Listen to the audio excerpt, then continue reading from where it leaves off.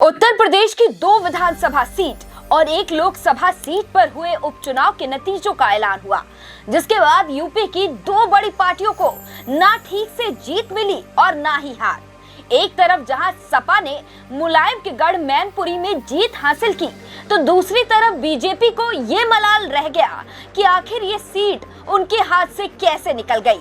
तो यही हाल सपा का भी रामपुर में रहा, क्योंकि भारतीय जनता पार्टी के आकाश सक्सेना ने सपा को रामपुर पर मात दे दी।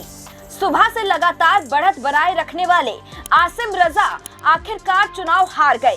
उन्हें बीजेपी ने 34,000 से ज्यादा मतों के अंतर से हरा दिया। हार से बौखलाए आसिम रजा ने प्रशासन पर आरोप लगाते हुए कहा कि 2.5 लाख लोगों को वोट नहीं देने दिया गया, रामपुर में चुनाव ही नहीं होने दिया गया। रजा ने यहाँ तक ये भी कह दिया कि हम चुनाव नहीं जीत पाएंगे, और ये कहते हुए वो मतगणना स्थल से बाहर ही निकल गए। अब इसे हार का डर कहें या फिर सीट जाने का गुस्सा, बात दोनों की एक ही है, क्योंकि सपा के लिए जितना मैनपुरी सीट को हासिल करना जरूरी था, तो उतना ही रामपुर सीट भी, क्योंकि रामपुर विधानसभा सीट से 10 बार विधायक और कई बार मंत्री रह चुके आजम रामपुर लोकसभा से सांसद भी रहे हैं। कांग्रेस के शासनकाल में आपातकाल के विरोध में तमाम छोटे बड़े नेताओं के साथ आजम खान भी जेल रहे। लंबे राजनीतिक संघर्ष के बाद उनका कद काफी बड़ा हो गया था। आजम खान को रामपुर की राजनीति में अलग ही मुकाम हासिल है।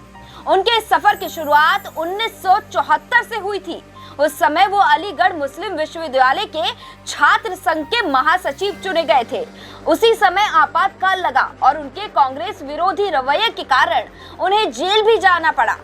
उन्होंने अलीगढ़ मुस्लिम विवि से कानून की डिग्री हासिल की है।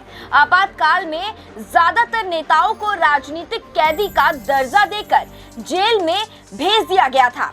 इसके उलट आजम खान उन लोगों में शामिल थे जिन्हें 5 गुणा 8 फीट की कोठरी में डाल दिया गया था। इस कोठरी में रोशनी तक नहीं होती थी। बाद में उन्हें छात्र नेता होने के कारण जेल में बी क्लास सुविधा मिलने लगी।